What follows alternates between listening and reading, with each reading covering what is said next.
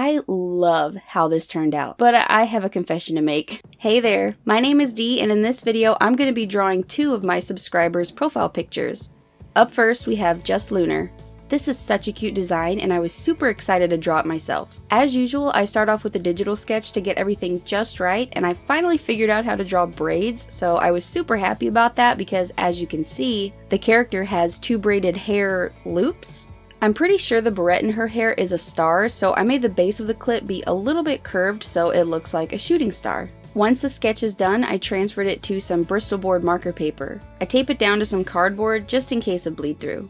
Here are the colors I used for the different sections of the drawing.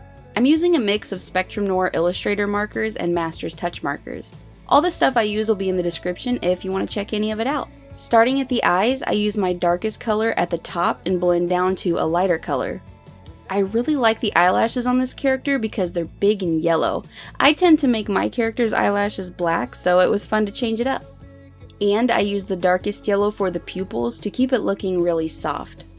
I was really nervous to start coloring the face, and I'll tell you why in just a little bit. But I think I ended up making their skin tone a bit too dark in the end compared to how pale the character's skin tone is in the profile picture. I used my darkest skin color on the outside edges of the face, and I blended the next lightest color up against it. And I keep doing that wherever the darkest areas on the face would be, so under the nose, the inner parts of the eyes, underneath the bottom lip, and on the neck directly under the chin. And on the sides of the nose, I don't make it as dark because assuming there's a basic front-on light source, there will still be a shadow on either side of the nose bridge, but not as dark as the other places. After waiting for each layer to dry, I keep building up the areas I want to be darker or more saturated. I don't need to focus too much on getting the darkest parts built up completely yet because I'll use colored pencils to work in the fine details like the nostrils and the eyelids. Every time I use the dark color for the shaded areas, I blend the edges of it with my lightest skin color so the blend stays soft. There are some places you want the edges to be hard, like directly under the nose. The contrast of hard and soft edges can really level up a drawing, I think. I'm really happy with how the skin looks so far. Just Lunar doesn't have visible lips in their photo, so I'm just doing a soft pink color. There's already a lot of different bold colors going on, so I kept the lips more subtle. The hair was my favorite part. I love the bright blue colors and tried to create a gradient with my different shades. To me, hair is a lot easier to color than skin because it's just long or short strokes, and you don't have to worry about having a perfect blend like with skin. I started at the bottom with my mid-tone and blended it up into my lightest blue. Then I'll use my darkest blue where I imagine the hair curls up and under at the bottom of the bangs and comes out and over at the top. Hopefully at least some of you will know what I'm talking about. The sections of hair that are more hidden from the light source are going to be the darkest blue shade, so like the crown of the head where the hair is coming down, on either side of the bangs where they're kind of tucked underneath, and the hair you see behind the neck. Highlighted and shaded areas can change depending on where you have your light source coming from. I'm basing my highlights and shadows on a front-on light source, so imagine a ring light directly in front of her face. And I just build up those colors until I'm satisfied. Again, I'm just filling out the basic gradient and I'll go in with colored pencils for more detail later. I know this hair coloring part is a little repetitive, but I want to show that it actually does take quite a few layers for me to reach the level of dimension and saturation that I'm looking for. I want to mention that I'm going to stick to whatever the original photo shows in terms of pose, colors, accessories, etc. I'm putting my focus into recreating the character in my style, and just for the people I draw, I'll have high quality downloads of these in the description, so if you like my version enough, you are free to use it as your profile picture if you so please. For the braids, I did the first one off camera to figure out my process, since these are technically my first braids I've ever drawn / colored, and now I'll show you my process. Forgive me if it's not the best or most efficient way, I'm still learning and I'll accept constructive criticism in the comments. I filled in the entire area with my lightest highlight color so I could build up to my darkest colors. Using a sharp colored pencil, I reline the edges and intersections of the braid because those will be the rounded darkest areas. Then I made tiny strokes coming out of the inside corners of each section of the braid to slowly build up the dark areas. Each little section of the braid is somewhat like a teardrop shape, and so if you make the pointed areas darker, they'll look pushed further back, making the widest inner area of the shape appear more rounded and up in the light. I hope that makes sense. I can't think of a better way to explain it. This part was pretty time consuming because I had to keep resharpening my pencil to have that fine point and just continue building up the darker areas until it was a good enough contrast to the highlighted area. I used a blue fine liner to really darken up the inner line that weaves through the braid and the outside of the whole thing. Also, I used a white colored pencil to blend out the inside of each braid section to make it look softer. I did multiple rounds of all these steps, but just remember, if you press down hard with the colored pencils, you eventually won't be able to layer them on top of each other anymore because you'll flatten the tooth of the paper and fill it up with pencil. If you press lightly, you have almost an unlimited amount of layering you can do. I'm not 100% sure what's going on with the clothing because it is hard to see in the photo, so I just went with what I thought it could be to the best of my ability. I'm still using the same technique of starting with my darkest color and blending it out into the lightest color based on where I think the shadows would be. So the collar is darker at the top because it's under her chin and surrounded by her hair, thus getting less light. The background in their photo has some really pretty colors, so I just made some yellow shapes on the outside of the circle and blended that out into some orange and pink. And I outlined the character with a white Posca pen to really make her pop off the background.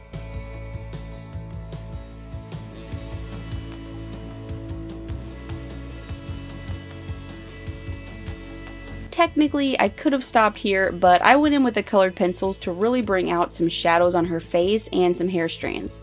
I think the hair looks absolutely amazing once I added the colored pencil. I used a dark blue and a light blue for a variation in tone on the strands.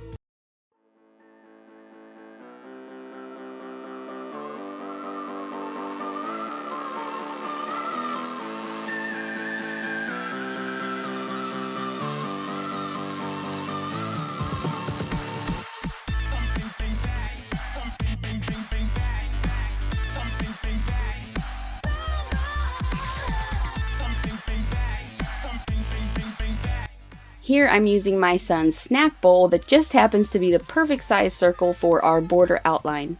I trimmed the end off so the shape just looked nicer.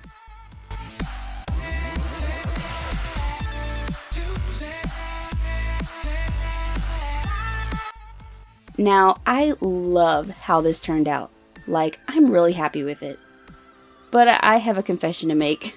This was not my first attempt at this drawing. It wasn't my second attempt either. It also wasn't my third attempt. It was my fourth try, and this was my first attempt, which actually made it to completion before I decided I didn't like it. Somehow, when I printed out my line art to transfer to my marker paper, the face got squished, and so it looks rounder in this first version than I wanted. And I didn't notice until I was completely, entirely finished. It's still cute in its own way, but I think my final piece represents the original character better. The reasons I gave up on the other two don't really matter enough to talk about, but I wanted to show that this is the perfect example of, if at first you don't succeed, try again. Failed art is rarely shown on social media, so there can be a misconception that some artists make masterpieces every time they create, causing an unrealistic expectation of what we should expect from ourselves as artists. I could have kept the first version, it's fine, but this is someone else's profile picture and I wanted it to be the best it could, so I went until I was happy with it, and I think that's what's important. Okay, onto profile picture number R. That's 2 in Chinese. I'm learning Chinese. By the way, if you like what you've seen so far, please consider subscribing and liking this video. I'd really appreciate it. The next profile pic belongs to the Jules Creations.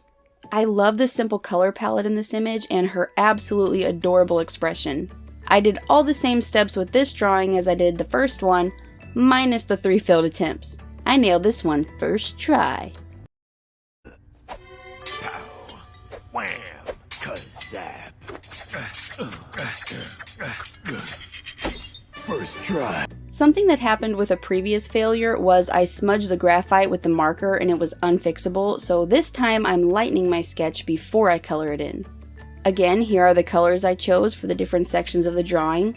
I have a chart of all my marker colors swatched in rainbow order from darkest to lightest, and I just hold this chart next to the image to spot pick the colors I think match the best.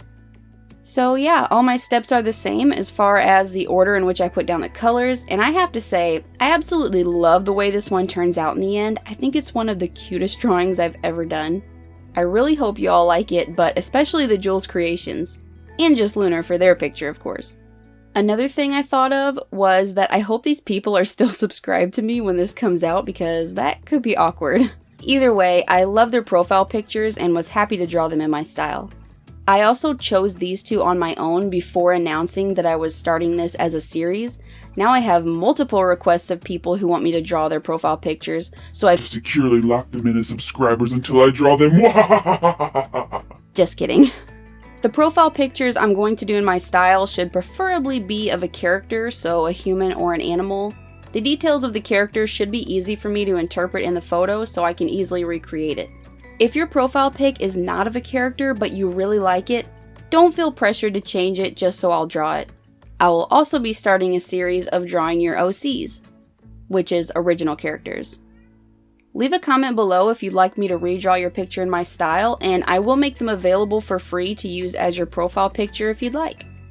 Send me a good quality photo of your original character to my email that's in the description if you'd like me to draw them. I'd also appreciate if you included some info about your OC so I can get a good idea of their personality and properly introduce them. The bowl didn't exactly fit this border, so I had to find something else. The base of a globe, too big. A dirty candle, too small. The lid of a case of burnable DVDs I still haven't used, just right.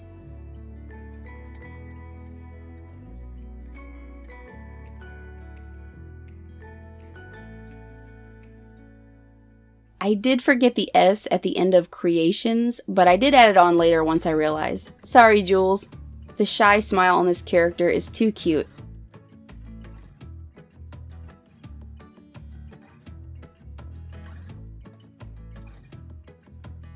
And here are the two drawings complete. I hope you enjoyed this video. Please be sure to like this video if you liked it, subscribe for more artsy videos each week, and an art live stream on Saturdays at 6 p.m. CST. Turn your notifications to all so you know when I go live. Okay, thanks for watching, bye!